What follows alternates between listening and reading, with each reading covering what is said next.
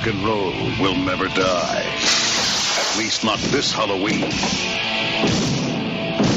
I've heard of raising spirits from the dead by incantations, right? Yes. I did that by playing the record backwards. You're the bait. The bait is you. Sammy Kerr. He's a rock and roll nightmare. I am a big fan of yours. I've got all your records. Shut up! This message is meant for me. Sammy Kerr. His fans won't let him die. He won't let them live. You should be loyal to your hero. Make it turn on you. Shut it off! Shut it off!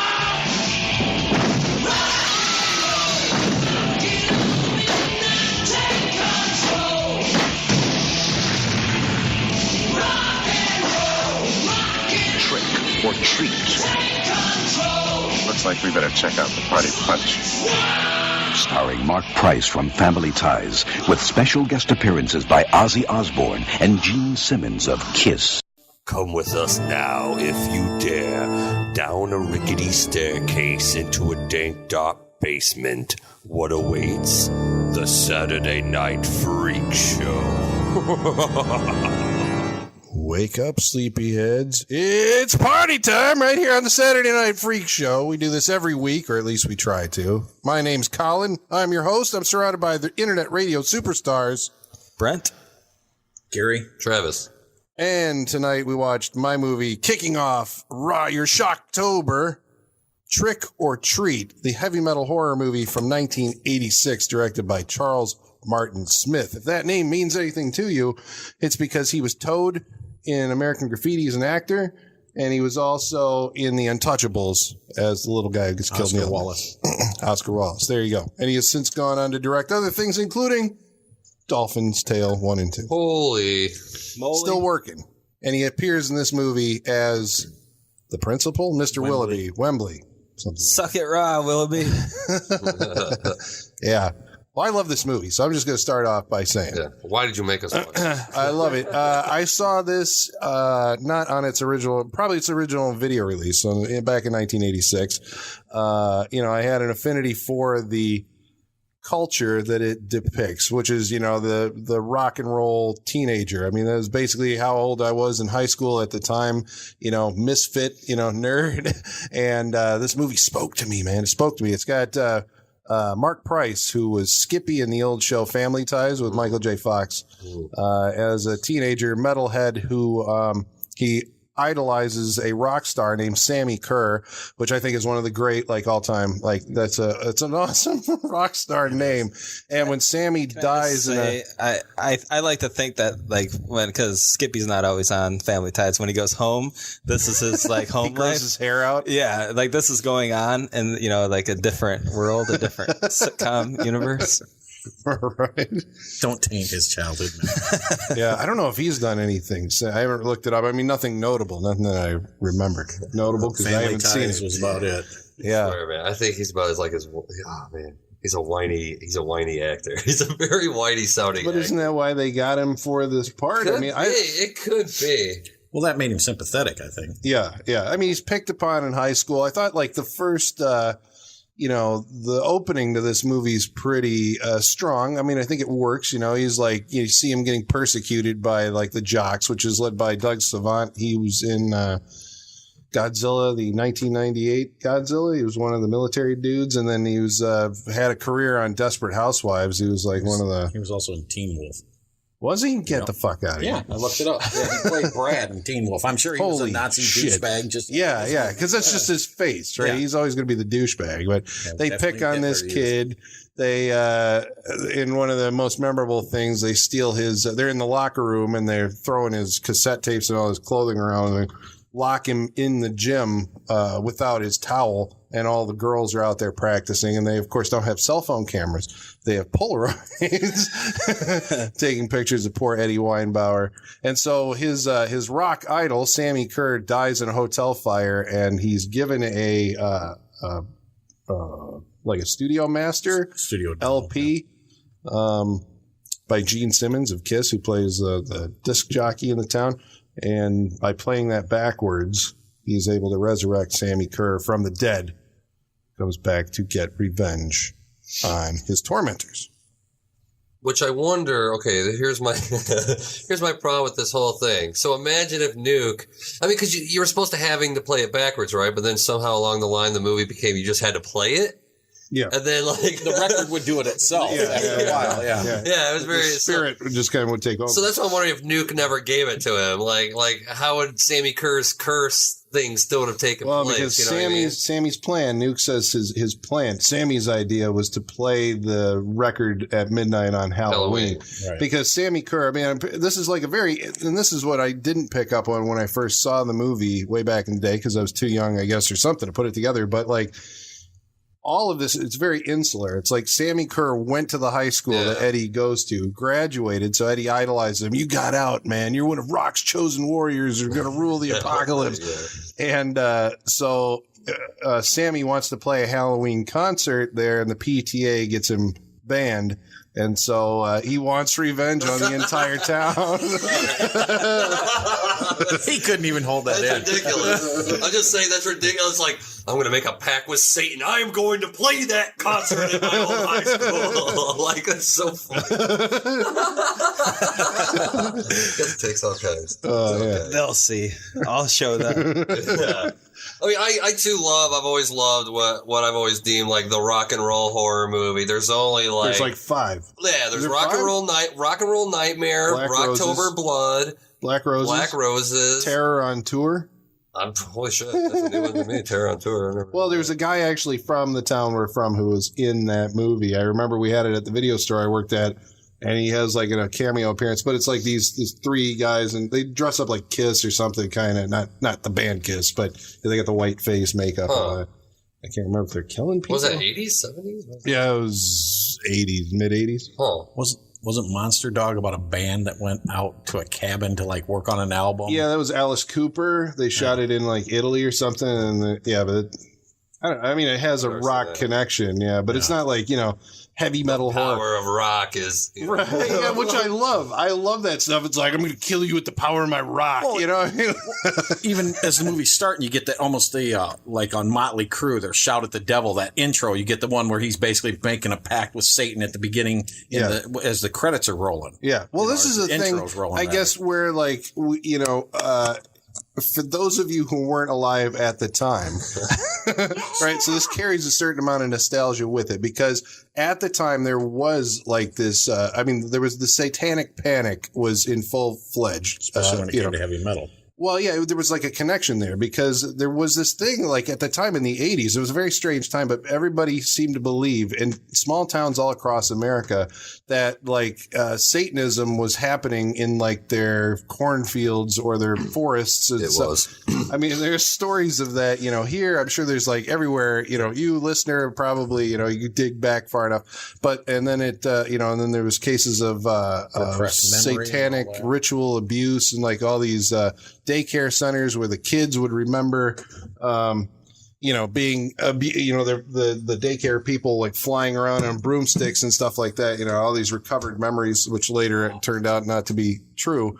But then there was, there was like pentagrams and stuff just like in towns and stuff, pentagrams being painted on, walls and businesses and out in parks and stuff. And then that was linked to the music at the time, which was, Motley Crue. I mean, like you said, had Shout at the Devil. I mean, there seemed to be a connection between heavy metal, which now is basically just hard rock, right? And Satanism or some kind of a cult. Well, and at the time, I mean, Judas Priest was being sued because of a child committing suicide. His parents sued Judas Priest because their music drove him to it. Because they said that the Judas Priest had something backmasking. Yeah, was something you can't do anymore. But it was you would record a band would record messages and play them backwards that you could only hear by playing, like physically taking the record on the turntable. Was the first. Well, that was the one from the song, or song remains the same, wasn't it? It's Stairway to Heaven. Stairway if you play to it Heaven, that's it. backwards, It goes, supposedly says... Give me zig, zig, zig. Yeah. Give me zig, zig, If zig. you look it up on Wikipedia, there's like all these albums where they actually... Well, see, in those, like there's backmasking where you would record something and then, just play the wave backwards. And then there was the supposed satanic influence where if you take... Stairway to Heaven, and she's flying the stairway to heaven. You play that backwards, and it says, my sweet Satan, or something like that. And they're like, that means the devil is playing those artists as they're singing. Well, they call them like warlock words. They say they're words that, since they have the magic on them, they sound whatever one way, and then like supposedly like there should be no reason why they should make up words playing backwards, but they do. Because anybody can do it. I mean, you can do it and play it backwards, and it sounds the same. I think, what was it? Queen had Another One Bites the Dust backwards. Sounds like Start to Smoke Marijuana or something like that. It's like, I mean, I remember watching documentaries at the time, which were, they believed that this was a legitimate phenomenon. I do believe this movie's about the satanic pain, but I think more so, I think the movie's about the whole, like, what was it? Was Wasp the first one with the album cover censored? It was Fuck Like a Beast, and it had what was it, a saw blade with Fuck Like a Beast written in blood on it or whatever the hell, Yeah. So, I think it was a huge time of like, I mean, think of like, okay, well, shit, I mean, almost like before the 80s, all music had to have the poetry of hiding your messages and shit like that. Then somehow, they just like quit doing that. They were able to just fucking start saying whatever they wanted to say. Or Led Zeppelin, or there's a band called Coven out of the 70s. There's these different kind of like, they were kind of like witchy rock, stuff that gave way in the 80s once metal came around. The singers like adopted the persona, and actually made that into their on-stage theatrics, which actually in Trick or Treat, there's a video clip shown of Sammy Kerr on stage, biting a snake in half and pouring the blood all over. And that's made up of two like urban legends. One is that either Alice Cooper or Ozzy Osbourne or somebody bit the head off a live bat on Ozzy. stage, and then the snake is obviously Alice Cooper. They're just it's an amalgamation of like these other rock stars. Well, and the other thing too that I always thought it kind of touched on too was Gene Simmons used to spit the blood all the time when he was the demon. So and Kiss, everybody said 70s. At the time, Kiss, Gene says it stands for Keep It Simple, Stupid, but everybody back then said that it stood for Knights in Satan's Service. Yeah. So supposedly, rumor has it that it was because they did not meet. They are a corporate. Kiss is a corporate band. They were put together, but some people say they were put together by their satanic church. I don't know if that's a fact. I'm just saying that's out there. They are a corporate band, so they didn't like meet each other or whatever. They were put together to be Kiss. So I remember being a kid and talking about all the music. The supposed lyrics in Stairway to Heaven was, "He came to me as a child in my dreams, sweet, sweet Satan," is what it says supposedly. Now, we tried it on a reel-to-reel playing it backwards, and if you get anything out of that, you're probably messed up to begin with. So that's all I'm saying on that. Yeah. You're listening for it because you believe that like this is corrupting my children. I mean, it became like, because this is where you got the Tipper Gore, Al Gore's wife, before he ran for president. She was famous because she headed up like some committee, like senatorial committee or House committee, something, or like Concerned Parents Committee, where they actually got the reason that you have warning labels on your music now. Parental advisory. Yeah, that's because of the Tipper Gore push. It's like because I always thought that was this music badass. Like that meant that this was something that, like, as a kid growing up, like I would get the discs with parental advisory. It's like, this is going to be awesome, right? Because it has that, and you couldn't buy those at Walmart, right? Yeah, you couldn't they get always them had the censored them, but then they'd sell you an R-rated movie. It never made any sense. Oh, sure, me. Yeah, whatever. But this went back even further. I mean, if you go back to Eagles, the Hotel California, a lot of people, the rumors in the day where it was about the Hotel California where Anton LaVey started the first Church of Satan. And everybody else like, oh, no, it's about cocaine use. And I'm like, I don't think so. Anton LaVey's in the actual vinyl cover. Like, all the band and all these people are standing at the bottom of the hotel, and like on the top of the stairs, way in the background in the dark, Anton LaVey's. Oh, yeah, dude. Rock and roll is all Satan. I'm sorry. Like, It's true. It kind of is true. It's very funny. I mean, I like this type of music because, I grew up like thinking, it's fun, Dio, Sabbath, it's fun. The whole I'm fucking positive most of the shit's theatrics, but then you got your few people like Led Zeppelin. They recorded. Didn't they buy Aleister Crowley's house? That's where they wrote. That's where they wrote. Like if these guys aren't into fucking Satanism, they wouldn't it was at Aleister Crowley's castle. Like the guy that created Satanism's fucking house. That's Anton LaVey. Crowley was like a magician. Well, he was a warlock. He's the guy that created. Crowley created it, and then Anton LaVey was just like a priest or whatever. But Crowley's the creator. Yeah, but LaVey actually founded like a legitimate, like church. As a business, the Church of Satan. He's the one who published the Satanic Bible, which I remember that was like a thing at the time that you could buy a Satanic Bible, like right next to a Holy Bible on like a bookstore that made they even had them in public libraries for a long time too. I don't know if they still do. But Aleister Crowley, he wrote before the first Satanic Bible was called the Book of Law. That's the book Aleister Crowley wrote, the Book of Law. Yeah. And that's why, like, oh, dude, just Google like how many musicians have "Do as Thy Wilt, let that be the only law," and that's like the main thing of Satanism. There's things with Jay-Z wearing T-shirts that say that. I think it really is in that culture for some weird reason. It's weird. Very weird. Well, it was just kind of cool. I think at the time that, that they were able to spin that out into, I think, again, this is my opinion. I think that this is the most successful of the heavy metal horror movies. I mean, obviously it's going to be a very select few because that era has long passed and, but at the time they were trying to do these. I'm not sure which one came first. I want to say Black Roses was like 87 or something like that, because right after Visual Lies was Lizzie Borden's album that really, Me Against the World was the big single that was in Black Roses. I'll talk about that later when I might wrap up. But I'm going to talk about another rock and roll movie in my wrap. But prime material for later. But I mean, nothing about this film. I mean, this is totally exploiting that whole idea. Exploiting the whole parents don't understand. That's the only reason I don't like this kid, man. This kid's like, okay, I was this kid. This is why I don't like this movie, right? I was this kid, but I didn't fucking go crying to my bed, kicking the air, I hate it. This is not his whole world came down. He finds out that Sammy Kerr died, and at the beginning he's writing letters to Sammy Kerr. The letter to Sammy Kerr. I don't know if that is metal, man.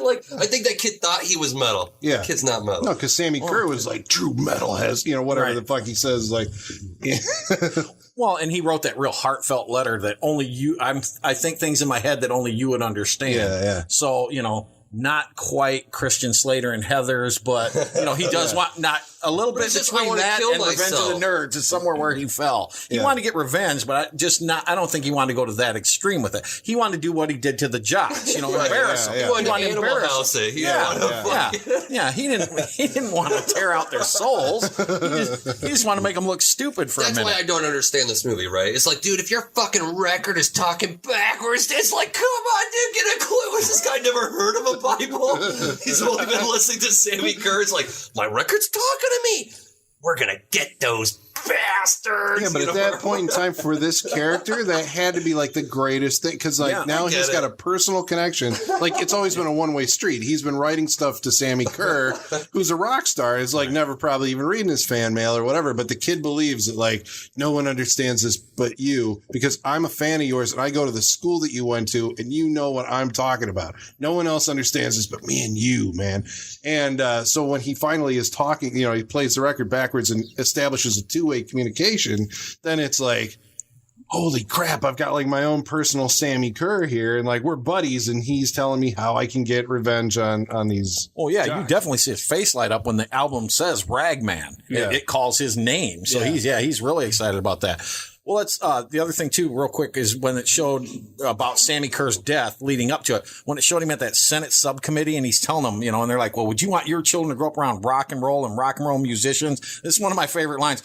Would you want your kids to grow up around politicians and politics? Yeah. That's, you can't legislate morality. We will bring you down, man. We will bring you down. That's what I'm saying. Yeah. He was on stage all the time. Sammy Kerr lived it. See, this is the other thing I love about this movie. It's as far as casting goes, Maybe the lip sync, okay, could be an issue. But the guy they cast as Sammy Kerr is like there 100% in every fucking scene that he's in. He's there to do it, man. Right. And he's like, he was a dancer, I guess. He was on Solid Gold or something. Yeah.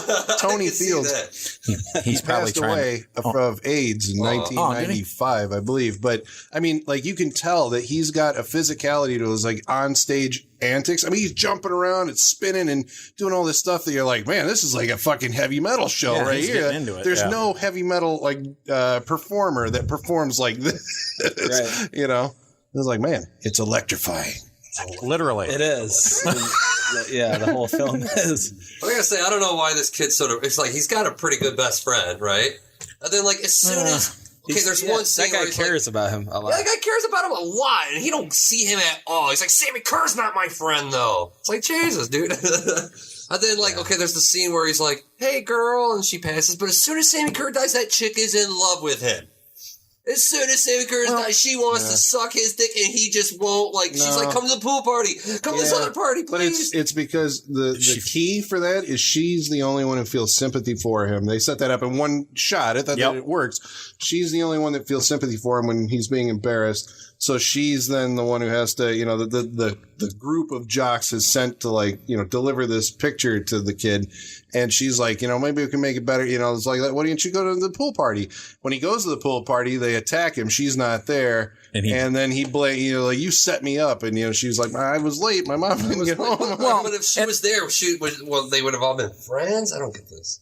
Well, I think she would have protected him and stopped she would them. have tried to be a liaison to try and, you know. Yeah, there would have been somebody on his side. And like I was saying to Brent during the film, was that when you see that scene that you're talking about and the girls are playing volleyball and the one girl runs off, you know she's going to get a camera because she just got that look to her. Mm-hmm. And then the other girl, she's smiling. She thinks it's funny too until they actually take the picture and then her face changes and she realizes she they went has too far. empathy for him. Yeah. And I think that's the connection that then they try to, you know, establish throughout the rest of the movie, and it grows into a little romance, you know.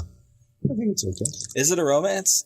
That's what I'm saying. Kind of, he's in love with her, and there's a scene, the shot that does it for me is when they're in the cop car at the end, and he hits the lights. He's like, I've always wanted to do that. She looks at him, and that's the moment where she's like, I kind of like this guy. Yeah. She's found a new admiration for him. Yeah, I saw that too. Do they ever kiss? Yeah. Well, he kisses her. I'm sorry, the worst on-screen kiss I've ever seen in my life. The most awkward. It didn't seem like she wanted to block it out. Maybe I blocked it out. No, that's one. Remember, that's one where I said, well, just remember, if I don't come back, I'm going to tell all my friends I went all the way. We went all the way. Yeah.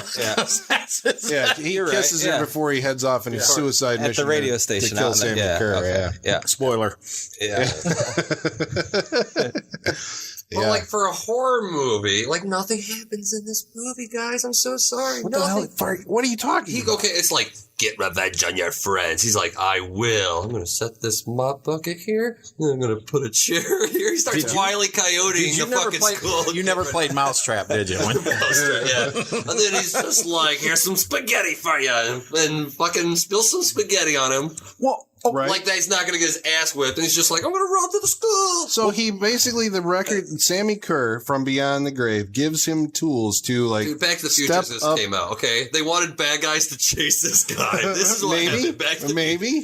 But they set it up so like the attacks go. It's almost like Sammy Kerr is gaining in his strength somehow, and like building a little at a time. Yeah, he can talk to him a little bit, then he can talk to him more, then he can actually possess like the tape deck, and then he can, you know, possess the tape and all this. And he's like, it is kind of a Faustinian bargain where he's getting in further and further until there is an incident that involves somebody going to the hospital. And that's the second thing that happens in this movie. A girl gets her ears, she gets masturbated by some weird monster hand. That's actually Sammy's tattoo. That demon is his tattoo. That's like on his shoulder. That's weird. Totem or and something. You never, because is that the only time you see the Ghostbusters graphics where it's like, with the green. That's why I said green equals evil. Green equals evil. That's an awesome scene. There's one part I like about this movie. It's like, okay, being like, I saw this when I was 14 probably, right? So when it's like, come to the pool party, there's just this one chick with her top off. It's like, there's the slut, you know? Yeah, but the school. That was a thrill for a 14-year-old.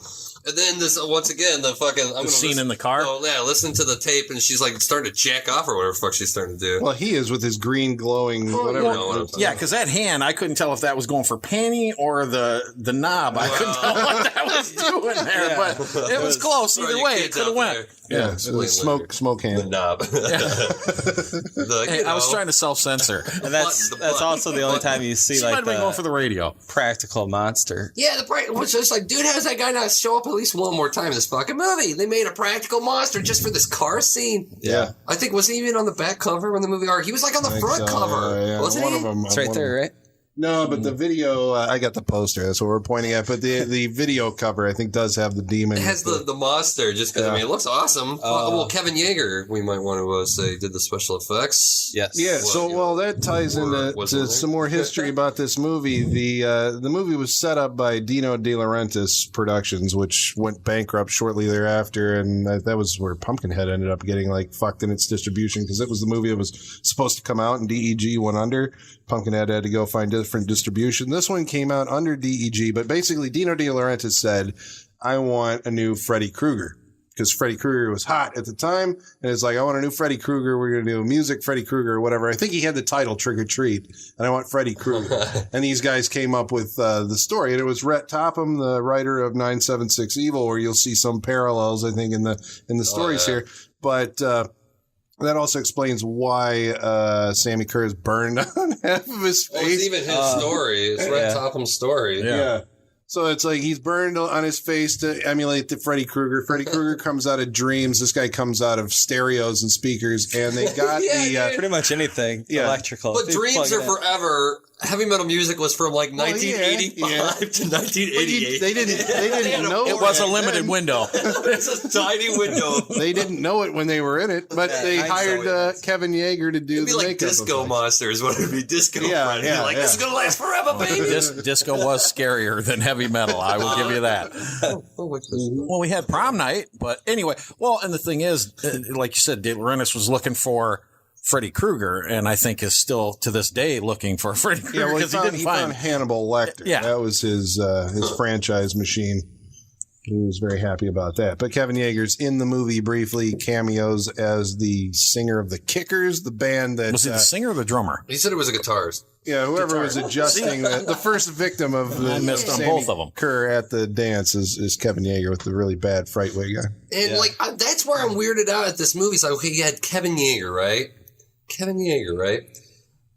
Now, the effects in this movie are, which I do like, when his speakers are first playing whatever, you see the weird vein things coming in the speakers. Which, that was pretty cool. It was all right. It was something. You saw the weird, it was something. The weird face thing and the face thing. That's what I'm saying. Well, I mean, maybe Kevin Yeager's like, can I make a muscle body? No, okay. Can do like some burn face. Yeah, get the Freddy Krueger guy to do the little burn face. But then, it's like Sammy Kerr is gonna kill all these kids at the concert. How? With the power of his rock. He's gonna point his guitar at them, and their clothes are gonna disappear, or they're gonna disappear, and their clothes are gonna fall. He sent them to the rapture. Okay, so this may be the thing, and maybe is if why. He did like a Freddy Krueger lifting his shirt, and all the soles are in his stomach or something. I would have bought that. Maybe in the sequel. The sequel that never happened. Guys, we're already writing the screenplay. Yeah, but I mean, maybe that's the thing that works against this movie is like it came out in the time of slasher films and gore effects, and there's really no gore to speak of. There's a body count, but it's lifting the earphone off. That was the melted the ear. jelly that ears. Was pretty good. Jelly ears. Yeah, but that's like it. I mean, there's really no. Because at the time you were conditioned to expect in a slasher movie with a body count, arrows through necks. Yeah, some type of gore effect. And this is basically Sammy Kerr eventually comes out of the record as the dry run of Shocker, where he's an electrical being that can turn himself into electricity. Thank you very much. And zap himself back into any speaker anywhere, come out of any speaker anywhere. This was written by 3 people, and each one of those was their separate idea. Well, Shocker hadn't come out yet. Shocker was 89. That's actually one of the points I have written down here. It's actually Shocker and House 3, the horror show. Oh, yeah. Oh, and what the prison? Wasn't prison the guy who got electrocuted? Yeah, Max Jenke. He got electrocuted, and then he came back and he taunted Lance Henriksen through the movie. They were just using it. Well, but those movies, this came out first, so those movies might have borrowed from them, or somebody worked on the same film, whatever. But yeah, again, electrical beings. But see, Sammy crossed over in a couple of different spots, which that's one of the things that does bother me about the film. I love the movie, but sometimes he can only come back through audio. But then he's using electricity. So sound waves or electricity? Which one is it? Let's make up our minds. That was the only thing that bothered me. Yeah. Yeah. Well, once he's out, I think he becomes like a physical, an electrical being. Yeah. And then he can only come out of but whenever he disappears, it's like, okay, so they stop him by cutting the power at one point in the school. Right. They cut the power, and so then he disappears. But then later, so like the next time he can come out, he comes out through a speaker. So he can come out through a speaker as long as his music is playing. Okay. But once he's out, he's physical, and then you've got him, and that ends up, they are ripping off like Nightmare on Elm Street, like pretty heavy. So once he's physical, you've got him. Point at you and either electrocute you or make you just disappear. He was vaporizing. At which point I would like to say, still a better Electro than Jamie Foxx. Making him disappear. Vaporizing is disappearing. Just the fact that the clothes fall again, it's just like, oh boy, that's funny. That's when it turns a little lampoonish. Well, especially like the cops' boots. The cops' fucking boot. I mean, that's what they're going for. They like, this funny, right? Like Freddy? Yeah. Yes, it's very funny like Freddy. Yeah, the cop shoots him with a taser, and Sammy Kerr takes the taser cables and zaps the cop, and then there's a shot of his boots, and the camera pans up, and there's nobody in them. Yeah, they're just stun gun smoking. falls on the ground. It's one of those things where you realize that it's like the idea of haunted music is better than the idea of the actual singer just coming back and electrocuting people. Well, no, I agree. I would agree that the first half of this movie, I think, is stronger because it feels more occult. Yeah, it's building on this idea, building on the story of what Sammy Kerr had done, and all the occult stuff, all the power of rock, and the talking to him through. You're talking to a spirit at that point. It's like that lives on through the record. Well, and one of the things about Sammy Kerr, to me, even back then, I always said Sammy Kerr is Ozzy Osbourne if he had started with Motley Crue instead of Black Sabbath. He's the same guy. And that's why I found it funny that they get Ozzy Osbourne to play this pastor that's complaining about the pervertedness of rock music. That was fucking hilarious. Yeah, that was the best parts of the movie. And then as we're watching, I'm like, oh my God, how do English guys ever get laid? Because that whole sexy line that he's supposed to be saying from the music, it's like, that couldn't sound more unsexy than Ozzy reading Take my long steel missile down on your love channel. Deeper, deeper, you'll beg for more. Feel me, feel me. That is about sex. all I'm saying is, Sharon's a trooper. That's all I'm saying. Oh, dude, a trooper. Come on. She's living high and mighty. Well, yeah, but I'm saying she's still got to put up with that. Idiot. I think that's also... Ozzy, what the fuck? What are you doing? Fucking bitch. That poor guy. I remember when I saw the Osbournes, it was like, what the hell is happening? Because Ozzy Osbourne was like the fucking Prince of Darkness in my mind, he was, yeah. And then you see that show, and it's like, here's this feeble old... He became a cautionary tale. Stumbling around his house trying to figure out how to use the remote. Wasn't a lot of that an act, didn't they say? That he was faking it? No, did you hear him try and sing the national anthem at Wrigley Field? Yeah, he's crazy. Oh, yeah, he's all drugged up. Yeah. They say he's a fucking... he's a miracle of modern science because he shouldn't be alive based on how many drugs and shit he's done. Yeah, it comes he's done or he's doing. Done and doing. Either or. He's one of those constant rehab guys, just constant. Well, and they had, Gene Simmons. Gene Simmons was in there too. Well, that's I think what makes this stand out above again the other rock or heavy metal movies is it has cameos from like two of the big, they were the big acts. I would actually say it cheapens this because I have always seen this movie as not as fans of this talking to me. I've always seen this as like, oh, dude, this is like what Hollywood thinks we're like, and they're like, like we'll give them Ozzy, we'll give them Gene Simmons, they'll love it. I wanted to see that though. I mean, as the audience, that's why I wanted to see that. It was like fucking, Gene Simmons and Ozzy Osbourne in this movie, and then they're like, Ozzy's in stunt casting, which I thought was hilarious, and Gene Simmons apparently Like he didn't want to have anything to do with this, and this was something that somebody signed a contract for him or whatever, agreed to on his behalf. Because the director like said something later. Read some articles where he was like, I got to say for Gene Simmons, like he did not want to be there. He had not agreed to this. Somebody set him up to it, but when he showed up, like he was, just professional as all hell and did his thing.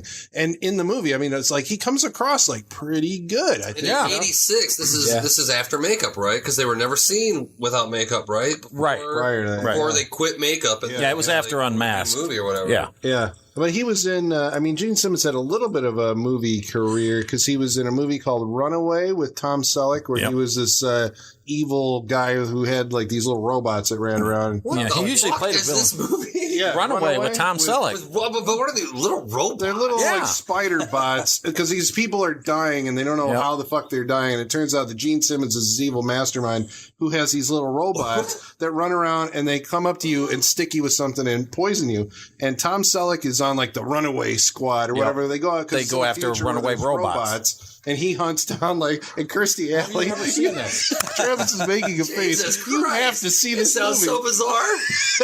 It is. It's a classic. Normal. Like, what are you fucking talking about? It was on HBO all the fucking time back in the day. Well, and Kirstie Alley's in it before she was two women. Yeah, never heard of that. And, next week on the Freak Show, Runaway. From 1980. Well, and then he was in Wanted Dead or Alive with Rutger Hauer. He played the terrorist in that one. Yeah. So he had at least those 3 films. If there's anything beyond that, I'm not sure. Like in a couple of TV shows, he's played but he always usually plays like a tough bad guy. Yeah. This was the first non-bad guy role. Right. Signed. Yeah.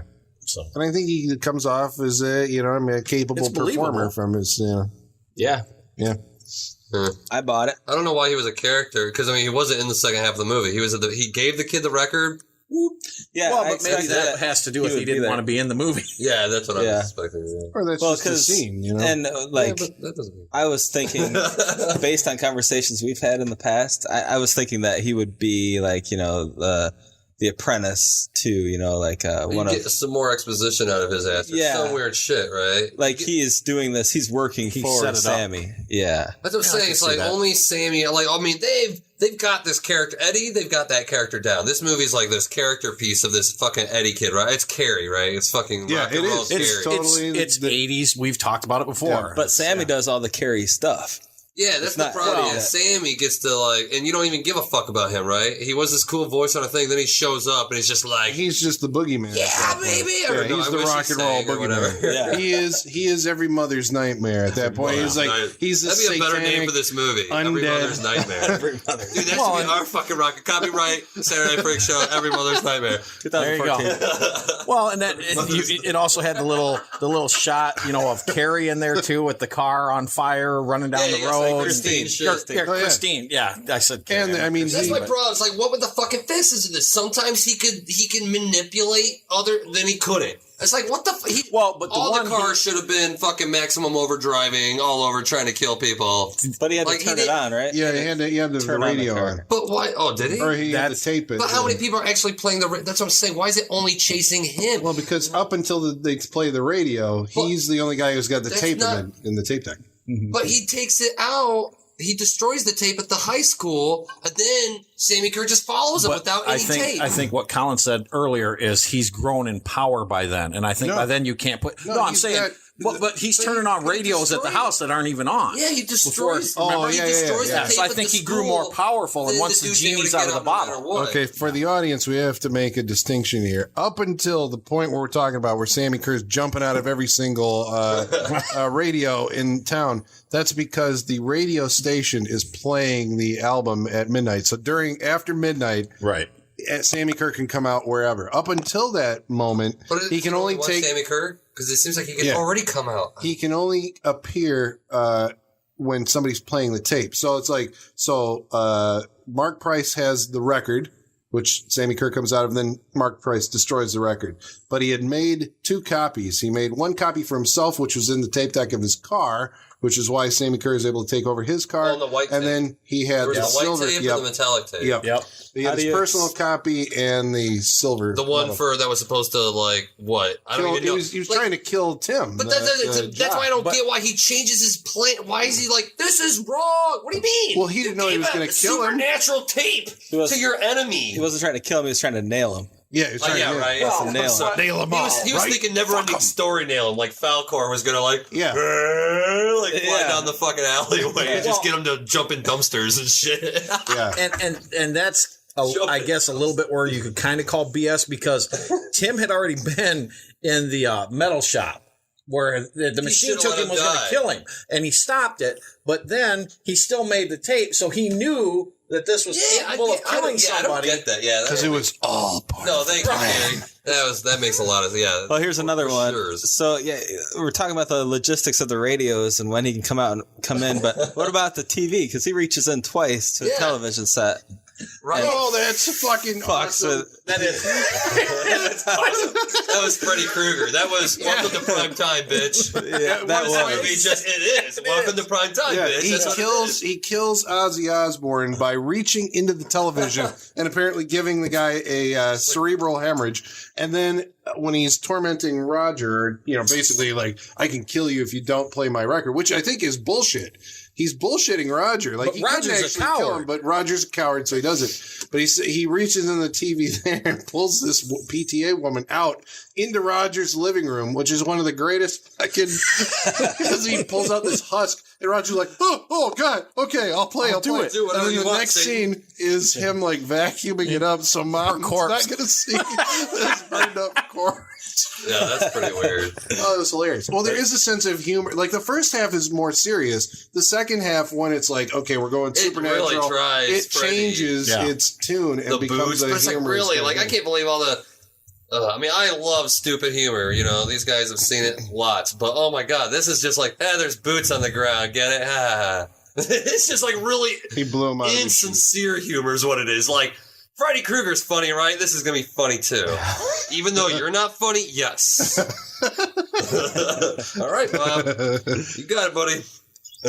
Yeah, because Sammy Kerr doesn't actually crack any jokes. I mean, he's not, No, he's serious. He deadpans it through the whole movie. Yeah. He wants to be that rock and roll legend. And that's when he knows his lighting too. All he does is lift his head back and like right. That scene you see in the poster, he always gets back to that guy fucking knew what he was doing and played to his strengths. Like, I know where the light is. I'm gonna go over here. I've seen the heavy metal shows. He definitely played it like a heavy rocker from back then. That's how they were on stage. You go watch those guys. They played it out. And this is going back a little bit, but I tell you what I fucking definitely don't understand. I don't understand, like...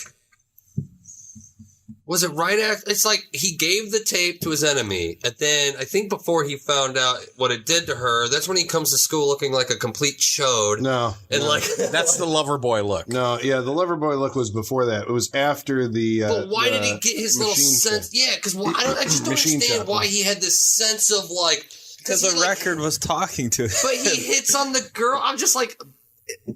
He's empowered at that point because she's like, "Are you okay?" And he's like, "Am I okay?" Yeah. Like the fucking guy, like he's the one who got his ass kicked. By me. Sammy was going to kick Tim's ass. But it's not, in the machine shop. I don't know. To me, I see what they're going for. I just don't like. It doesn't land at all. Doesn't land at all. It's like, this totally guy looks like a chode. He's got a red glove on. It's like, hey, baby, you look good. He definitely, if you look at old Loverboy videos, that's exactly Mike Reno. He looks like Mike Reno. Dude, this guy's dressed like a chode. That's not heavy metal. That's not heavy metal. Like costuming on this guy for this movie. Oh, yeah. He's got the denim jacket, the long hair. Well, see, you and I think it's 1986. He's got a mullet. It's 1986. That's how we dress. Literally like a chode. I have naturally curly hair, so like when my hair gets long, it looks like Shirley Temple curls. I sported that look because I wanted that long hair. Brave. So I didn't care. But yeah, the same thing. I think you and I kind of had the same childhood. We were listening to that kind of music, kind of the not necessarily outcast, but just in our own little clique. I hung out with kids, the stoners and the smokers in the parking lot. We listened to AC/DC and like Metallica. Yeah, Tim and all of his friends. They're the people that made high school miserable. You know? Yeah. The only, real quick, we had touched on earlier how he did the trap for Tim and his friends. How is it that the stoner rock and roll kid outruns the football team? He's not a stoner. He's just a fucking nerd. He's not even a metalhead. He's a fucking nerd. He's not even a metalhead. I'm sorry, he's not. Travis just kicked him out of all of our clubs. Because look at his friend. His only other friend is a nerd. That kid doesn't hide the fuck who he is. Wears fucking button-up fucking whatever shirts with his glasses. He's a nerd. He's just a dork. And he's telling his kid, like, why do you care so much about it? That's what I'm saying. This kid, his friend is an example. It's like, why are you so... This kid's kicking in the air about every little thing. About these people. And it's like, dude, just ignore these people, man. Be metal. Be metal. Don't just listen to metal. Be metal. I just like that Eddie's big plan there was to set up two, like, put a chair next to a corner that they're obviously, you know, he can pull it out and they're going to trip over, and have a mop bucket down the hallway. But that's after you run up 2 flights of stairs. Right. Well, he got lucky with the table. Travis said that pointed on that Back to the Future thing. They know, like, hey, dude, bad guys running after the fucking kid. Like, you know, that's how we make a movie. Well, he says he followed the instructions that the record gave. Now, in the movie, all we hear in the movie is like Metal Machine 6-6 Crush or whatever. But I'm assuming that he basically that in the record, when he's listening to the record tells him put something here, and he knows exactly what's going to happen. Well, he's like let the big fish hook themselves. You are the bait or something like that, and that's what he does think. And then, like Travis said, that whole plan is right out of the Acme playbook from Looney Tunes. It said he painted his escape. I could just see Eddie sitting there playing the record backwards going, put the chair next to the corner, bring the mop bucket next to the slip on the soapy water. Well, when he's explaining it to his friend, he's like, I followed exactly what the record said. No, you didn't. Come on. I did not hear mop bucket once. I can see Sammy Kerr, man. Sammy Kerr thought he had a fucking warrior, man. It's like, kill them. Oh, pussy. Exactly. What's like was almost line from Spawn? How come Jesus gets all the good ones, we get all the retards? Yeah. Boy, I don't know. You're right. I think that is that's all you really need to know about Sammy Kerr, like the reincarnation, is that he's sitting there going like, I wanted a fucking rock warrior. We're going to do all this stuff and just I'm going to have this like ally in this. And then he gets like double crossed and I think, you were saying that, you wanted, I was going to say Skippy. What's Eddie? Let's call him Skippy. Eddie to have an unredemptive character arc where he just goes, he's made his deal with the devil, he's got to live with it, and he goes dark. But in this movie, obviously, like at some point he makes that determination that like, I don't want to go and continue on and kill people. And so he hasn't really killed anybody. And he's like, I want to stop. And Sammy Kerr's like, we're fucking we had a deal, you know? Right. Like, this is our thing. This is what I want to do. Satanic record, wouldn't you know? Like, I've never seen Satan. Satan's never been like, we're going to get those jerks. You know, no, it's usually about souls and death and stuff. Sammy's made the deal with Satan. Well, but you're talking but that's by proxy. Skippy has made the deal with Sammy, his idol. Ragman. It's that personal, connection. He's like, I've got my own Sammy Kerr. Sammy Kerr, my idol, is like the only friend that he's got and I've got right now. That's what I'm saying. I'm sorry. I think fellow podcasters have to refer back to our 976 Evil episode if you want to see the real version of this movie.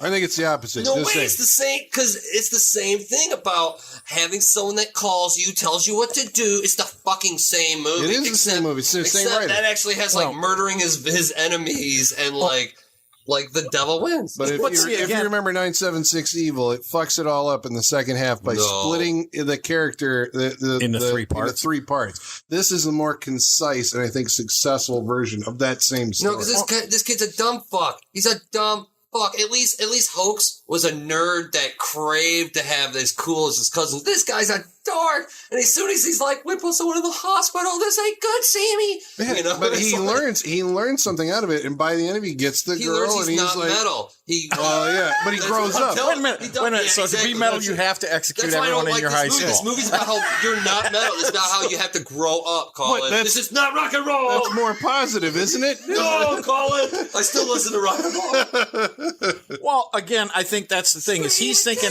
how can I get even with them and embarrass? He just wants to embarrass them like they've embarrassed him. Jerks. Yeah. You know, shake your fist at them, pants them, something. Yes. But what he didn't want to do is melt the girl's ears, you know, and put her in a coma. That wasn't what he was out to do. Right. No. You know. Yeah, and then Sammy eventually gets his whole, like, you know, by showing up at the, which I think is the centerpiece of the movie, when he shows up at the high school dance on Halloween and gets to perform on stage, and it's like, he's in his evidence limelight, performing to, like, you know, these 20, like, high school kids. Because he gets to stick it to the man. Yeah, and starts burning up the high school. That's why I don't understand why this whole movie's about. Why would a world-renowned rock star want to play his Halloween show at his fucking high school gym? Because it wasn't about playing the show. It was about, he wanted to show them that he could do what he wanted to do. And they were stopping him. They set that up at the very beginning of the movie. I know, it's so trivial, though. It's so true. That'd be like Michael Jackson wanting to be like, I don't know. Well, not Michael Jackson, but they kind of, I mean, big enough news to fucking, you know. I mean, that's, I don't know. I know what you're saying, but doesn't seem to go far beyond the grave to go do like. The key is maybe you're not metal enough. Yeah. No, Sammy Kerr is metal. It's Eddie that's not metal. Sammy Kerr is metal. Even if he just wants to get back at his fucking PTA or whatever the fuck that's going on. Well, that's what he wants. That's what has always haunted him. And once he has the power. No, but wasn't the Halloween show, that was supposed to be a recent thing, right? The cancellation. Yeah, that was a recent thing. Because he only died a week ago. Yeah, he died. No, but I'm saying him wanting to play the Halloween show at his high school. That was a recent thing that was denied, right? Yeah, but he wanted to do it that Halloween. That's why he wants the record played on Halloween. Yep. Right, but it was because when he was in high school, they wouldn't let him play, right? No. He wanted to come back. Yeah, he wanted to come back to his alma mater, and they said no. And so then apparently, so I'm going to kill myself. Well, this kind of makes it kind of flimsy. But this then is he goes kind of being a relative term. I want to come back and play my Halloween show, which apparently he was going to burn the place down like through normal, like natural means. Really? And they said no. And so then he fucking had a little satanic ritual. Killed himself. It looks like his band members died, but didn't get to come back with the fucking... He got into the record somehow, and then, but he knew that was going to happen. He told Nuke, play this on Halloween. Right. I'm going to take down the whole fucking town. Well, see, but he showed that. Changed my whole wrap up because I thought that like in high school he was denied being able to play at his high school. No, that would be so. He was just tormented in high school like Ragman. That's what it was. Yeah, he was an outcast in high school, made it out, became like now the looks down at the celebrity. anthill. And then he wanted to come back to the high school and go like, look, I fucking, fucked you over and look at me now. And they said, we don't want you back because you're, not safe. They still don't want him. And so he said, fuck you, I'm going to get you through Satan. Well, don't you think he could have had a high school band at some point and that he could still be the, just like the Couriers? Like Skippy. And No, see, this guy's metal, and he's not metal. Well, sure. Scammy Kerr was metal. Well, yeah, but he was a nerd back in school. Well, he understands that Satan's the only way to true rock glory. Where Eddie wanted to pussyfoot around, fucking wearing t-shirts. This is weird because we have opposite. You can't have Satan. This. You got to go at it. It's more. But Travis is advocating that like this would have been more positive. If he would have went Satan. No, I'm saying this as a horror movie. It's not a horror movie if, it's just, like I said, that's why I like Nice. All right, wait. One more thing on what Brent was saying. So the DJ, Nuke, knew Sammy Kerr personally in high school. Like they grew up together. Yeah, because he's like, this guy. He was the Roger to his... Yeah, maybe. You know what I mean? You can see it because he's like, in high school, he was angry. He was always angry. He did this to himself. He started believing his own hype that he was and he fucked himself over. And the Nuke guy, he's trying to impart this wisdom to Eddie, who's Eddie basically following in the rock god. Yeah. Yeah. And so why does he give him the record? Yeah, just to Well, make I don't think he knew that. Yeah. Okay. It was just I like, still wish because I don't think Sammy Kerr knows that Ragman exists, right? Yeah. Only Nuke is like, But he well, sent him okay, the I'll letter. fucking put this. Yeah, but like, come on. You didn't get the letter in time? That's what I'm seeing. Yeah. I'm seeing he's not seeing the. Well, that letter was written the day he died. But I'm assuming he wrote like a bunch of other letters that the guy, he's a rock star. He just never paid attention to his. Because he's like your best friend, Ragman. Yeah. It's a one-way street of communication. Forever and ever. Well, it's like Stan with Eminem, the song. Oh my god. Yeah. Anybody? Nobody? Yep. Stan, I know what you're talking about. Just forget that reference, folks. I'm with you, Gary. I know what you're talking about. The best friend, by the way, is a guy named Glenn Morgan. After this movie, he went on to become a staff writer on the X-Files. Holy shit. And then he directed Willard. And he directed Black Christmas, and he wrote. He's responsible for the Final Destination series. Crazy! Wow, that's him. That's now Crispin Glover. They should let him write this movie. He did uncredited rewrites. Did he? Yeah. See, early on in this film, I thought it was going to be a Final Destination type film when his tie gets caught in the shot and it pulls him in. I was like, oh, maybe that was Glenn Morgan's scene. Maybe, and then he drew from that. Yeah, that's great. That was the other thing. Like when you're watching this, and that opening scene is like set to music, and it's nonverbal. You're seeing like the history of Eddie's torment. I'm like, how do you write that? Was that written? That looks like it was written with dialogue because they were talking when they were passing the tape around and shit. Yeah, and I bet that was just some cheesy scene. They're like, we'll just do a cheesy. montage. That's like I think that's the strongest part of the movie. Like that it works. It tells you in a very succinct period of time with an emotional sweet man. how crap it's like, oh, I understand like this character in 10 minutes. Right. 5 minutes, whatever it is. But it was just Carrie. It was just Carrie slow motion. I mean, that's all it was Carrie. Carrie didn't have rock and roll music. Her mom wouldn't let her have it. Yeah. So well, but that's what made Carrie awesome. Did we ever find out what happened to his mom in this? No. She goes out with Stan. She goes out with Stan. She goes out with Stan. And she never comes back. Characters are introduced into this movie with no... Because it's not... Who cares what's happening in the mom? We gotta find it. There's a killer rock star running around. Well, I like the mom character because I thought she was going to be like a Nightmare on Elm Street character, like just does like, basically ignoring their kids. But she was actually concerned all the way through with what was happening. She was trying to connect with any kid in the audience that's like, that's your mom snooping through your record collection. Yep. That's what I'm saying. To me, this movie's a little insincere. It's really just like throwing these things that they know, like, what do kids hate? Moms! But Eddie respects her. Get out of here, Mom! Eddie's like, I'm already grounded. If I sneak out, I'm going to go off the rails. I'm going to be in big trouble with my mom. Like, he's actually concerned about that, too. Yeah. Well, that was back when kids were still kind of afraid of their parents, I guess, but that they could impose some kind of sanctions on them. I mean, that's what I feel like. But Eddie is not metal in this movie, and by the end of it, he realizes he's not metal at all. I do have one question. How can we switch seating arrangements to where I'm next to Travis once he started advocating Satanism? That's all I want to know. I'm not advocating Satanism. I'm just saying, if you're having a character, if you have a character that starts dealing with evil there should be no way back. You would just, it's like, that's a different movie. Is he 5 years old though? That's what I'm saying. If this guy listens to rock albums, listen to what he knows that this is some evil weird shit. Because it's in there. But he should be all about that. And this character's not. He's got a moral center. He doesn't lose his moral center, and then that gets the better of him. And this is a positive thing. I don't understand. That's it. You're talking. It would be a different movie. I'm saying that it's legitimate. You could do that. And I think they did in 976 Evil. The same writer did it different. Yeah, I don't think everybody that likes rock and roll has to like love Satan too. I mean, I think that like if you said that, just saying if you're talking to a spirit through your records, I'm just saying at some point you'd be like, I don't like evil spirits. I might not. But this is your buddy. I think that's the thing. Hence the disclaimer at the beginning of Thriller, because Michael Jackson put that out that he didn't want to be associated with the cult. During that. Yeah. That's why it has that label on it, because it was made during that time. Well, John Landis actually explains that on the Kevin Pollak chat show that he's in. He explains about the. I wish I could actually remember the and what you said about. But if you want to know the story of the warning in the front of Thriller, listen to the John Landis episode of Kevin Pollak Chat Show. Good plug. And what you said about all rock and anybody that's into heavy metal doesn't have to love Satan.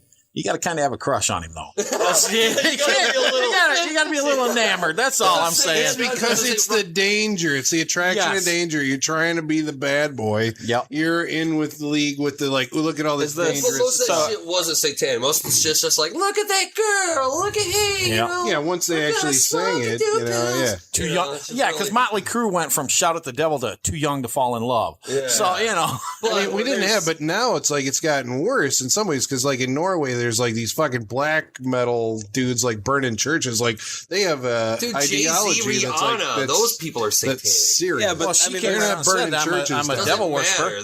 No, but I mean, this is like a different deal. These fucking guys in Norway, I think it's Norway, right? Or Denmark. It's some like Scandinavian. Well, they get into the metal over there. They are serious, like, but they're serious. Wasn't that where Lord like they are true believers. But all I'm saying is, like, they're not. They don't have an idea. There's a lot of ocean between, like, no. Rihanna and them. I'm not gonna get like that, enjoying, like liking Motley Crue or GNR or whatever AC/DC and like worshiping the devil. There's a lot of ocean between that, you know. Yeah. And it just depends. It's one of those things like, okay, if to you listen, I've always thought of it this way. It's like, if you listen to like Christian music and you're like, oh God, I don't want to listen to, music about God, whatever. But if you listen to music about Satan, but you're accepting of that, if you're accepting of that, then what are you really accepting in your life? You're making a fucking choice that I can accept this as part of my viewpoint. Satan is awesome.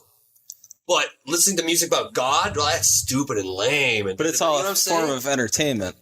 Well, but it's something that... And Satan's got the better songs. I mean, let's face it, it's catchier. Yeah. No one ever said rock and roll's for good. Well, there was Striper. There was Striper. Striper was a heavy metal Christian that's why they band. do say, like, music is the devil's tool. That's why the devil was a fiddler. He played the pan flute. Music is there to influence your soul and your emotions or whatever. Because it gets you to dance. Well, and especially with guys like Ragman and like, I was in high school anyway. It's you're not really part of the main structure, so you listen to this music, and this music empowers you because it's going to make you're part of us. We're a collective. Yeah. Well, it's because we are Legion. Because we are rocks. We are rocks chosen warriors, and we will rule the apocalypse. Yeah, we will rule the apocalypse. Okay, while we're talking about the music, I suppose before wrap ups, we should shout out the music in this movie was done by a band called Fastway. Ooh. Right? They did all the songs, so they basically are Sammy Kerr for this movie. Fastway was formed by a guy named Fast Eddie Clark, who was an ex-guitarist, I believe, from Motorhead. Lemmy in Motorhead. He splintered off, formed Fastway. The vocals are by a guy named Dave King. They're an Irish band. And Dave King went off to do Kathmandu or whatever. Fastway at one point actually re-recorded some of the songs from this soundtrack with their new vocalist. You can pick that up. But I don't know if they're still around, but they were in the 90s because I got like some. I've got the original soundtrack on CD. Oh, yeah, because it's a goddamn classic. And unfortunately, listener, if you're trying to look up Trick or Treat because you're like, man, I fucking want to see this movie, good luck. Because there's some kind of legal entanglement. I don't know what it is, but Gene Simmons doesn't that's what I'm like. Is it fucking Gene Simmons is like, I want more money, or it's Fastway? This came out like in 05 on DVD, like $5 bin. It came out on like some unauthorized deal. Was it unauthorized? I think so. I mean, like, I don't know how. Go to Kmart's. Check your Kmart. I always see them at Kmart's. Still?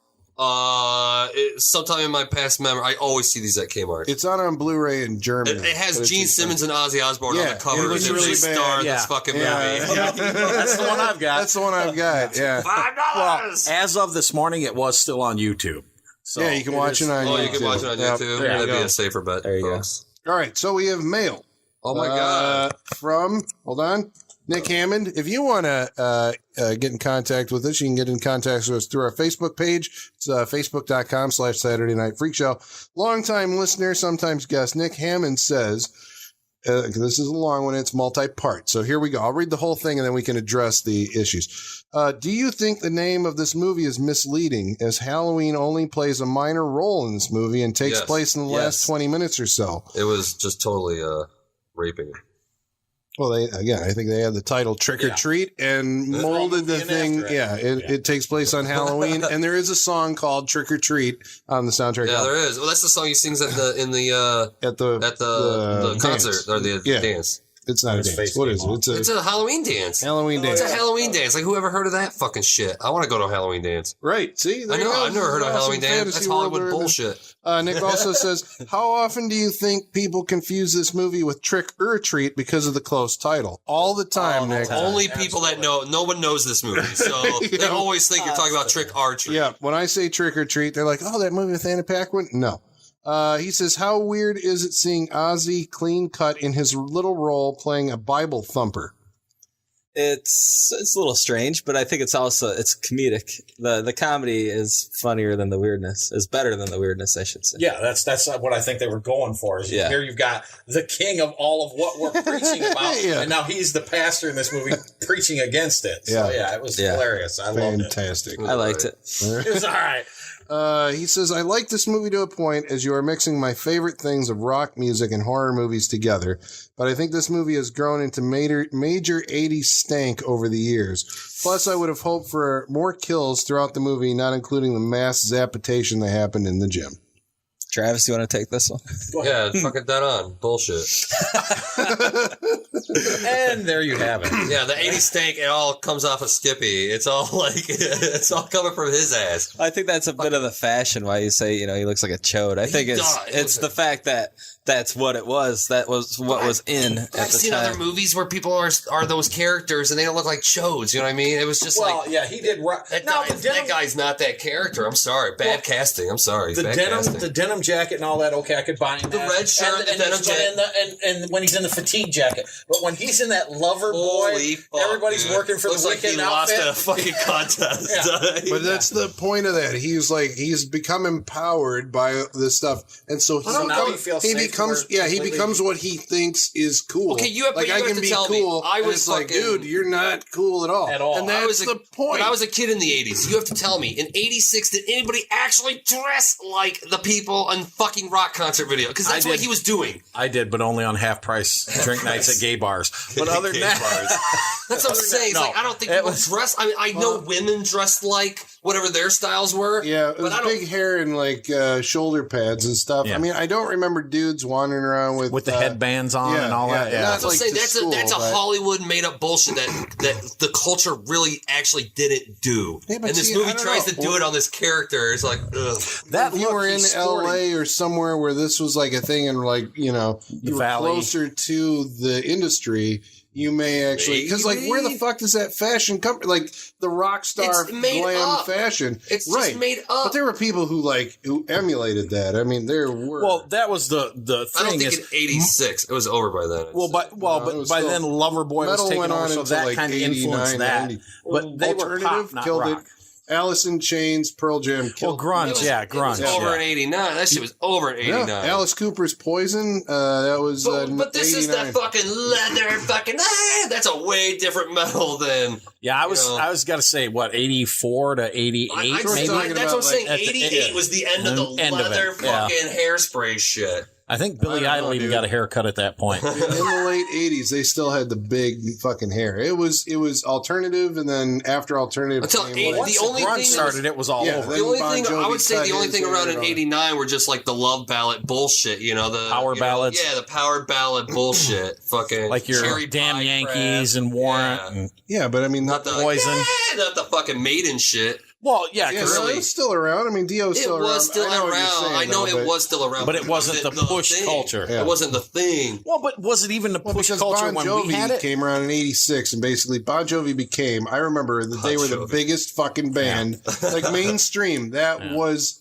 Like that Slippery When Wet, you were fucking issued that goddamn record. It's just whatever it came with your trapper binder. Yeah.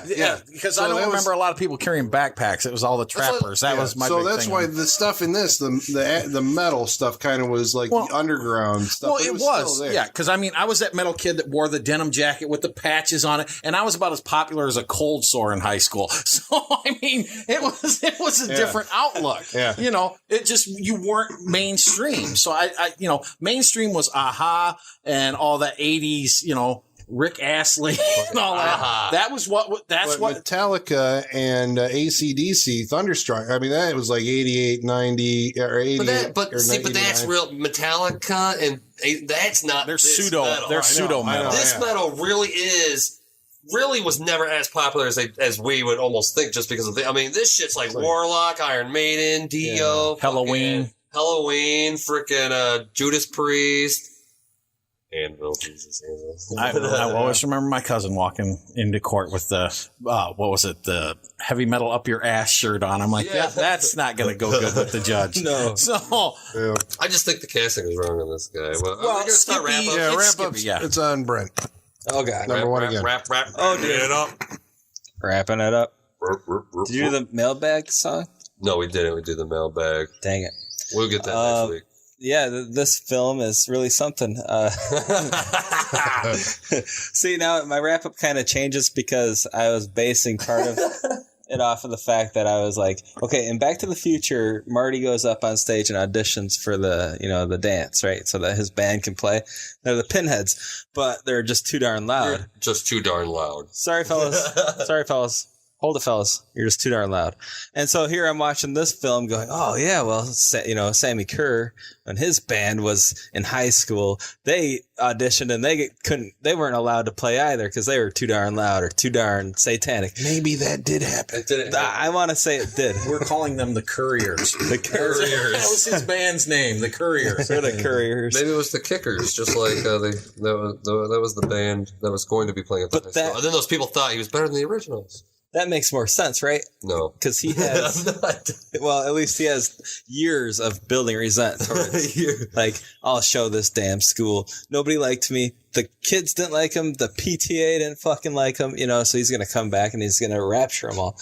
Well, that's all well and good, but now you guys are saying that this all happened throughout, like, the course of a week. Like, he was denied going back and playing at his high school. So he kills himself in a hotel fire. Right? That may have been accidental. That apparently only burns this part of his face. Yeah, he had a satanic, he was making a deal with the devil. Yeah. We know this because Mark Price had a vision. Before I start recounting the whole movie, there's things in this movie that I think could have been done better, and it would have made it a more solid story, more, like you go back to it. That being said, this is the first time I've seen it. And being a product of the 80s, I think I was like 6 when it came out, but still I remember what it was like, in the 80s. I know what it was, and I know how the music was, the fashion, the style. I would say there's not that 80s stank. Sorry, Nick. I think it's a nostalgia that if you grew up, myself or older, so if you were growing up in the 80s, this is like right on the money for like everything, It's got all those things, but again, maybe it is just a nostalgia thing. I don't know. I can't really say. I think I'd like to believe that you could show this to a kid, a product of today, but I don't know. Well, what's the relevance to someone of today? Bowling. Yeah. Just show him Carrie. Maybe this is ripe for a remake. Possibly. Maybe. I don't know what it would be, though. But you see, it's weird because the whole Carrie thing, it's there, but it's not, because Sammy Kerr is the Carrie character. Because, like you say, Skippy doesn't want to fucking get revenge to the point where he's murdering these people and burning them alive. He just wants to nail them. Well, his idea is they're going to trip over a chair and they're going to, maybe bang their head when they slip on the stuff their knee. Mop. Yeah, exactly. Thank you, Satan. But Carrie, she was taken over by evil, and she was she wasn't taken over by evil. She had psychic power or telekinetic power. She wasn't evil. It was fucking evil. It wasn't evil. She just did evil with them. It was very, very evil. So you agree with the mother then? In Carrie? Is that what you're telling me? Mother's a hero? We're getting way off. We're getting way off. I didn't bring it up derail. You got to recommend Carrie to find out, Brent. Bring it to the freak show. We'll find out. I don't know. I can't speak for a child of today watching this, or like when I say child, like a teenager of today watching this, and I don't know if they're going to identify with it, but I certainly do. And I just want to say, I always thought like those rock and roll guys were cool in high school. Like I was intimidated to be friends with them because they were like, we were awesome. they were the. Wasn't that guy? I don't remember that.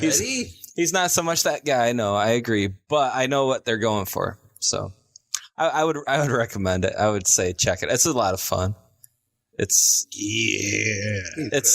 fun, and it's nothing too heavy. It's it's creepy. Okay. I was Eddie in a lot of ways, not the sentimental side, but I think that's what they were going for with this character. That's why they cast this man to play this part, because he did have that puppy dog look. He was supposed to be all metal, but he still had that soft quality to him, Again, this is pre all the garbage that's going on in high schools now with the bullying and, it was all still there. It just wasn't, we didn't take it to the extremes it's taken to now. They didn't have social media. Well, there you go. Yeah, they couldn't broadcast it. But, no, he was, he idolized this rock and roller, and he thought in the end, even after he passed away, that he still was his ally and his friend. He really thought he was his friend, like I compared it to earlier, like in the song Eminem, Stan, he writes to Eminem talking about how he's his biggest fan. He thinks they're friends. And in the end, he realizes no, but that takes a dark path as to where Eddie kind of redeems himself, which we all know Travis does not agree with when it comes to making deals with Satan. There is no coming back. There is no coming back. So, but again, it was a movie that was fun. Some of the effects, were cool. I did like the green mist. That was a cool effect. I still to this day, it's one of my favorite scenes when he does the spin off of the speakers and he bows down, he comes back up and half his face is laying on the microphone. That is hilarious. I never noticed that before. Oh my God. I love it. I point it out all the time. My daughter goes, oh my God, that is the worst makeup I've ever seen. But there again, we were talking about how he really got into it. And I think that's it. He was just up there sweating, probably really getting into this performance he's putting on. And it just went and nobody noticed it until, it was too late. And then now it's in the movie. But, I could see, I didn't really buy the romantic connection that quick between him and the girl. Yes. Until, like Colin said, in that part where they're driving, and I always want to do that. And she does. She has that look of admiration, and you think she makes that connection. Do I think she wanted to marry him and have his children? Probably not. But she at least had a respect for him. I think she felt sorry for him in the beginning, and then it grew from there. His friend, Roger's one of my favorite characters because he's a coward. And like I said, from Nightbreed, God, I love a coward because they're always fun. You can manipulate them. And that's what happened with him. And even he felt bad. He's sitting outside with like his head hanging down because he knew he sold out everybody in the high school and got half of them killed. Oh yeah. That's a great moment. Yeah. That's when he has to go turn off the power and he's like, let me do one thing right. Yeah. Yeah. Because he knew he killed everybody. Yeah. Which I'm calling bad friend on Eddie. Is that his name? Eddie? Yeah, Ragman. Skippy. Okay, yeah. Because when Roger's going to bust open the fuse box, Sammy Kerr is paying no attention to him until he screams out the name Roger, and then Sammy turns around. So I'm calling bad friend on Eddie on that one. Yeah. But no, it's a lot of fun. I love the movie. I liked it, back then. Again, like you, I saw it on video. I was gone when it was in theaters, but when I got back, it was one of the first movies I watched when we come back because we'd heard all, how awesome it was. Awesome. But no, it's a movie you can watch and have a lot of fun with, though. Yes. That's it for me. I hate this movie. You haven't seen Transformers Age of Extinction. That's why you're saying that. Wait, then you will know the true meaning of suffering. I just hate this movie. I've seen better versions of this movie. Like, 976 Evil Black Roses to me are just better versions. You're crazy. I'm not crazy. I'll tell you why. Black Roses starts out with like a Cthulhu start where it's fucking the Black Roses playing a concert, and as they start fucking rocking out to Lizzie Borden's Me Against the World, which is a bona fide metal fucking like Teen Angst song that actually hit the charts. It's not this Fastway shit. Bona fide. There have been people saying the singer has a fucking like monster head, and like their music turns other kids into monsters and shit. A very Cthulhu thing that they're like metal. I fucking hated that movie. It's a horrible movie. I'm not saying it's not a horrible movie. Is that the one where Big Pussy from Sopranos gets attacked by a fucking giant drain cleaner? It has a monster head on it. It looks like a fucking... makes it all better. Yeah, it does. Well, like it's one of the worst scenes ever. It's got special effects. It's not just like, ew, gooey ears. This has got optical effects. There's lightning and shit. And it's got the chick. Black Roses has the chick who's topless that starts turning into a monster in the bathroom. That was pretty cool. That was on the back cover. You don't see much of it in the movie. I'm just saying that it's like, I don't know. This movie is just, it just falls short on every level to me. As a horror movie, as a like Carrie like type of ripoff. Just don't like this movie. I don't like how. Like I said, it's one thing if you have the concept of the song and the music talking to the spirits, and then when Sammy Kerr just comes out and just like hee and just fucking zapping shit. Samuel it would have been, that's what I'm saying. Like Michael Jackson should have been in this movie, like, and it should have been like that way. He would have been like, as he like blew shit up, and like, he'd grab his crotch and a person would explode. Yeah, he kind of do that with the rest of his career with like videos, right? I mean, that's right. That one where he blows up the car. It's almost like real life, where when I first saw, this is my fucking heavy metal past, dude. When I first saw a poster for Megadeth's Peace Sells But Who's Buying, it has Vic Rattlehead, the skeleton guy, like leaning on the for sale sign with America all fucking blown up and shit like that. I was like, Megadeth, dude, what the fuck is this shit, dude? These guys get it. Skeleton guy, whatever. And then, in listening to Megadeth, I saw that image. I saw this Vic Rattlehead in the Apocalypse. Then I saw what Dave Mustaine looked like in a video. And I'm like, oh, God. Tight-rolled pants and white Nike tennis shoes, and like it's just like Jesus. Why can't I just have the heavy metal vision? And I feel like that's how I feel about Sammy Kerr in this movie. It's like before Sammy Kerr appears, you have this image of Sammy Kerr. He appears, it's like, you sir are not a rock god. Yeah, it's just like I don't know, and just the idea that, like I said, horror movies, like no one dies in this fucking movie. People disappear in this movie, like. Like, what a cheap way to kill people in a horror movie is by going zap and their empty clothes fall to the ground. What a fucking, like, Wizard of Oz, Harry Potter-esque sort of, like, deal. Left Behind? Yeah, it keeps rapturing, whatever. I just, especially with Kevin Yeager, someone like Kevin Yeager, it's just like, Jesus Christ, it's like, did they use him? What did they do with him?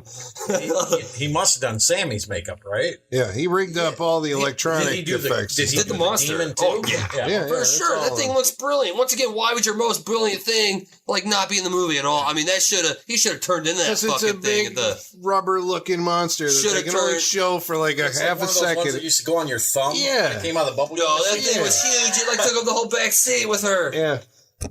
They should have used that for the end or something like that. Well, I did like that would have been more stunt than special effects, but the scene where he's doing the sacrifice and all the faces are on fire, that was kind of cool. But no. There was a lot of mechanical effects. Just not for me, man. I just lights inside of stereo systems doing stuff. And I saw this movie right along all the other horror movies. I was all watching at the same time. This movie just like... it's just not. I just don't like it. Not a good slasher movie. It's not a good horror movie. It's called Trick or Treat. It's just not a good horror movie. I appreciate the rock and roll nightmare and bullshit of it. The rock and roll like supernatural crap. I mean, it has a special place in my heart just because this is the music of horror movies. At least to me, If you watch the end of like Sleepaway Camp 2, it fucking has like didn't Leatherface Texas Chainsaw Massacre 3 end with like a hair metal? Yeah. Hair metal's just the fucking. This is your invitation to come join Leatherface. Yeah, dude. I mean, I love evil hair metal is just the soundtrack of 80s horror movies. So that's why rock and roll nightmare movies. I mean, none of the rock and roll nightmare movies are good. Not all of them. But I think Black Roses is at least the one I can I can think about it and have fun. But none of them are watchable, and so is this. Ouch. Well, okay, so Travis and I have very different opinions on this type of movie, but that is the thing I think that was the appeal. It's like the mashup of horror movies and heavy metal music.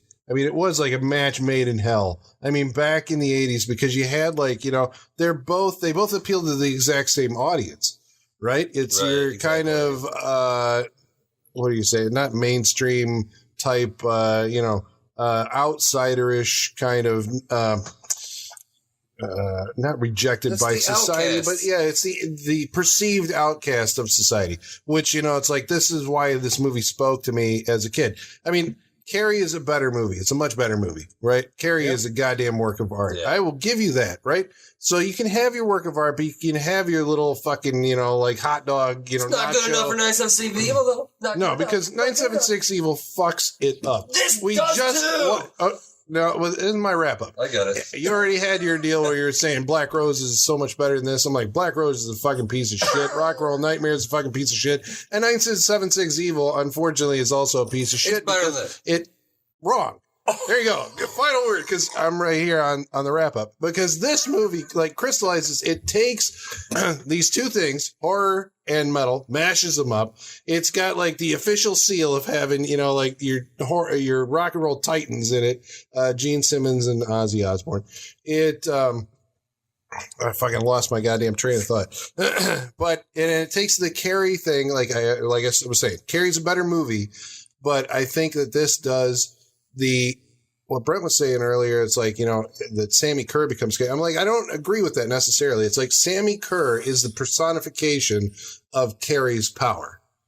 Like, because that's the thing that, like, where this movie makes the split and is able to redeem Eddie Weinbauer, because he's still able to retain his humanity. He recognizes that his power, you know, which is by proxy Sammy Kerr, is this evil thing. And like, I got to fucking stop this. And this is the thing. Like, it is a moment of maturity. He grows up. He has a character arc in this, I think. And I think that's what makes this movie work. It's like, yeah, there's a little bit of romance, but it's like, this isn't like, you know, because I know that we've talked before, like, you know, romances in these movies always seem very forced and contrived. I'm like, but there's barely any of it here. It's like, this is the beginning of something that may or may not go anywhere. You know, these people are from two different worlds. It's like, they may not mash up at all. Him. She hounds him. She feels guilty. She's got some guilt.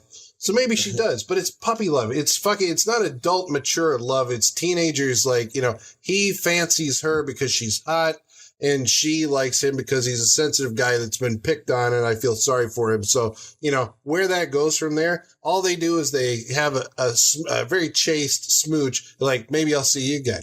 If I do, maybe we can continue this. But otherwise, I'm going off to my fucking death. You know, I mean, this is it.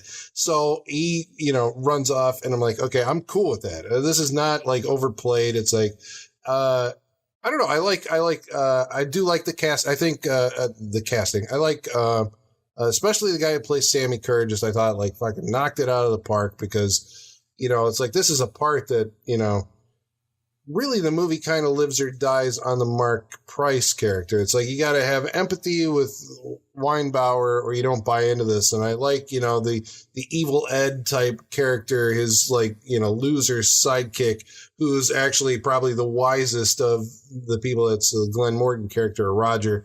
But Sammy Kerr is like the one that, like, has to be, you know, I keep saying like energy or electrifying or whatever. It's a pun, unfortunately, because he is a fucking, you know, electrical thing. But, you know, I mean, like, he really does take that part, which could have been a piece of shit, and made it into something. Because, I mean, there's nothing there really in the writing. You know, we're saying that there is like a psychology to his character, but that's still like slim. It's how he appears on the screen. And that guy looks like a fucking rock star. You know, and I'm like, it's hard to pull off, because I remember watching Queen of the Damned, right? Where, what's that fucking guy's name? The actor. I tried. I can't remember he was like Charlize Theron's boyfriend at one point.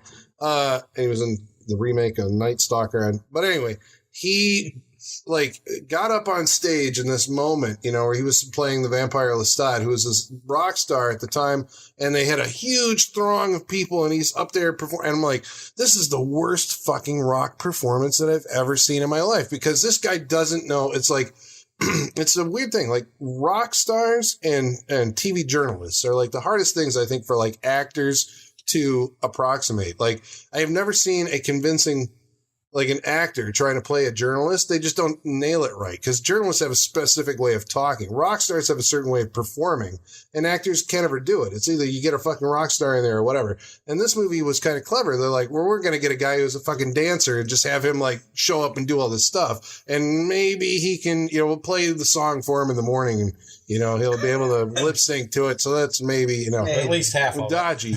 But I don't think that, you know, it doesn't matter as much as like what he's actually doing. And that guy like was running around and doing all this crazy shit. And it's like, I don't know. Sammy Kerr has gone on, I think, in my mind, to become like this, because again, I live on online, or I'm looking him up like every Halloween. I'm like, yeah, Halloween equals Sammy Kerr.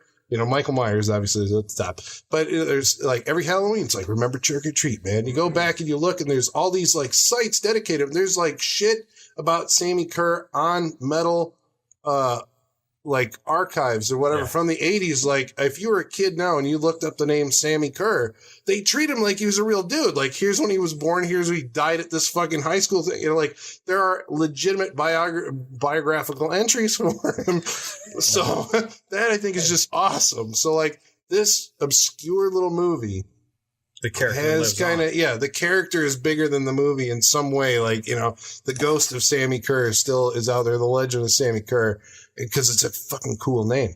But yeah, I don't know. I like it also. And I think, a lot of it is my nostalgia for it, coming from the 80s. I grant you that. A lot of it. So it's like, could I recommend it to a kid of today?